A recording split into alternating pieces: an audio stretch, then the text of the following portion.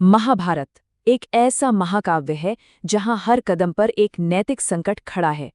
चलिए आज इसके एक ऐसे ही गहरे संकट को समझते हैं। एक ऐसी पहेली, एक ऐसी अवधारणा जिससे इसके सबसे बड़े, सबसे महान नायक भी पूरी जिंदगी जूझते रहे। ये चीख, ये पुकार है रानी द्रौपदी की। एक भरी सभा में, राज दरबार में उन्हें सरेआम अपमानित किया जा रहा है। और जानते हैं सबसे अजीब बात क्या है? ये सब हो रहा है उनके 5 शक्तिशाली पतियों और उस राज्य के सबसे ज्ञानी, सबसे बुद्धिमान लोगों की नजरों के ठीक सामने। तो सवाल उठता है, कैसे इतने सारे अच्छे लोग, इतने धर्मात्मा लोग चुपचाप ये सब देखते रहे? इसका जवाब सिर्फ ये नहीं है कि वो बुरे थे। नहीं, ये एक बहुत बड़ी, एक विनाशकारी विफलता थी। और इस विफलता की जड़ में थी एक ही शक्तिशाली अवधारणा जिसके अलग अलग मतलब निकाले गए, और वो अवधारणा थी धर्म। तो चलिए कहानी के उस मोड़ पर चलते हैं जो इस पूरे संकट की जड़ है। चौसर का वो बदनाम खेल।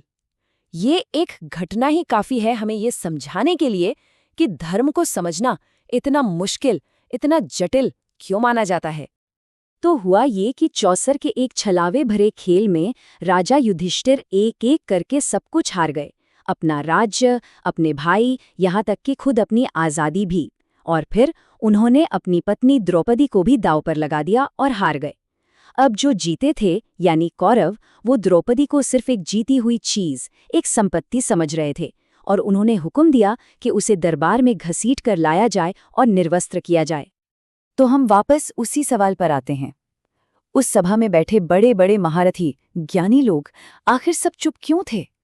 इस चुप्पी को समझने के लिए हमें पहले उस फ्रेमवर्क को, उस सोच को समझना होगा जिसके दायरे में वहां मौजूद हर इंसान सोच रहा था।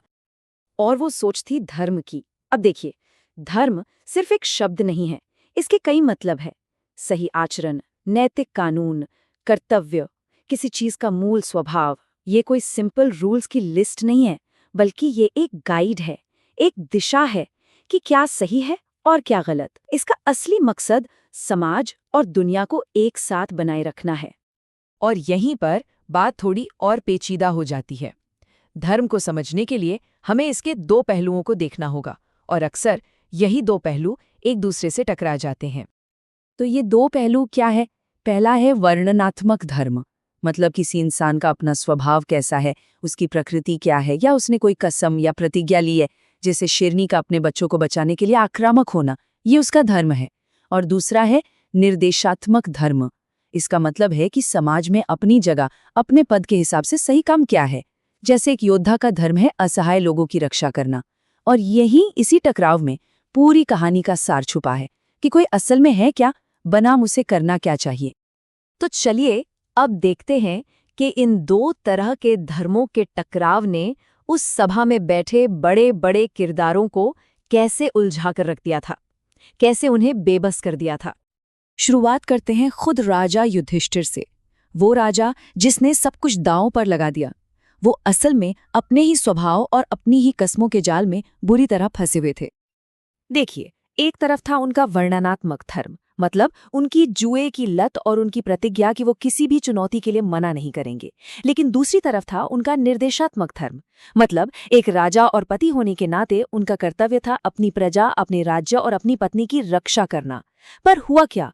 उन्होंने अपनी प्रतिज्ञा को ढाल बना लिया और अपने स्वभाव को, अपनी लत को अपने सबसे बड़े कर्तव्य पर हावी होने दिया। और इसका नतीजा विनाश।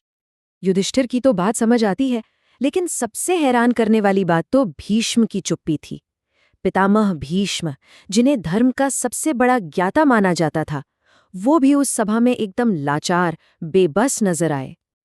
और वो बेबस क्यों थे? क्योंकि उनके सामने 2 निर्देशात्मक धर्म एक दूसरे से टकरा रहे थे। एक कर्तव्य था हस्तिनापुर के सिंहासन के प्रति वफादार रहना, दूसरा कर्तव्य था न्याय का साथ देना और अपने ही परिवार की एक स्त्री के सम्मान की रक्षा करना।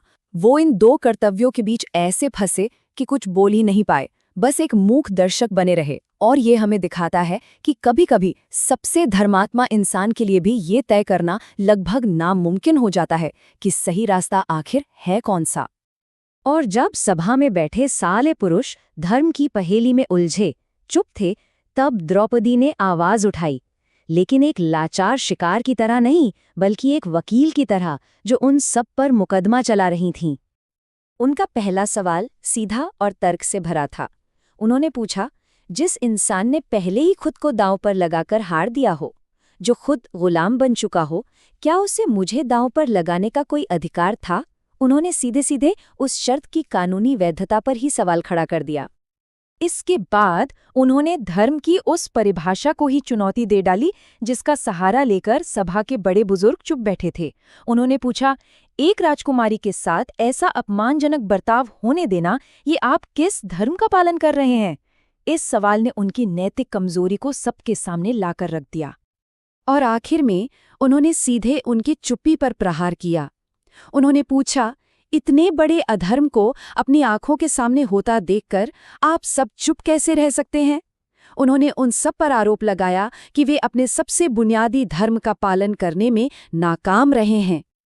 और द्रौपदी के इन तीखे तर्कपूर्ण सवालों के सामने धर्म के सबसे बड़े ज्ञाता पितामह भीष्म ने क्या कहा?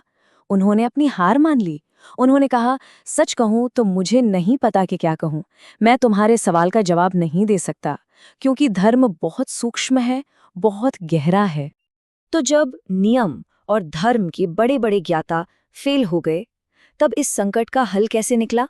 नियमों पर चलकर नहीं, बल्कि धर्म की एक बिल्कुल अलग व्याख्या से। ये व्याख्या है आपद धर्म की। आपद धर्म का सिद्धांत कहता है कि जब बहुत बड़ा संकट या इमरजेंसी हो, तो खुद की और बड़ी अच्छाई की रक्षा के लिए सामान्य नियमों को तोड़ा जा सकता है। मतलब, जब खुद धर्म ही खतरे में हो, तो उसे बचाने के लिए रास्ता बदलना ही धर्म है। तो यहाँ हमें दो बिल्कुल अलग रास्ते दिखते हैं। एक तरफ कुरु सभा के बड़े बुजुर्ग थे, जो नियमों और अपनी निष्ठाओं में ऐसे जकड़े हुए थे कि वो कुछ कर ही नहीं पाए। नतीजा, निष्क्रियता, अपमान और संकट। और दूसरी तरफ कृष्ण का चमत्कारी हस्तक्षेप था, जिन्होंने नियमों के लिखे हुए शब्दों से ज्यादा धर्म की भावना यानी परम कल्याण को महत्व दिया। नतीजा, द्रौपदी के सम्मान की रक्षा हुई। तो इस पूरी भयानक घटना और धर्म की इस जटिल पहेली से हम क्या समझ सकते हैं, क्या सबक ले सकते हैं? पहली बात तो ये कि धर्म कोई आसान नियमों की किताब नहीं है। यह हर स्थिति के हिसाब से बदलता है और बहुत बहुत ज्यादा जटिल है। दूसरी बात, अक्सर एक कर्तव्य को निभाने का मतलब होता है किसी दूसरे कर्तव्य को तोड़ना। महाभारत हमें कोई आसान जवाब नहीं देता, बल्कि ये दिखाता है कि एक अच्छा इंसान बने रहना कितना ज्यादा मुश्किल है। इस कहानी के सबसे धर्मी कहे जाने वाले किरदार भी अपना धर्म समझने के लिए संघर्ष करते रहे। और अंत में ये कहानी हमें एक ऐसे सवाल के साथ छोड़ जाती है जो हमेशा प्रासंगिक रहेगा, कि जब नियम और नैतिकता एक दूसरे के आमने सामने खड़े हों तो सही रास्ता क्या है। ये हमें याद दिलाता है कि कर्तव्य और न्याय की ये सदियों पुरानी दुविधाएं आज भी उतनी ही सच्ची हैं जितनी तब थीं।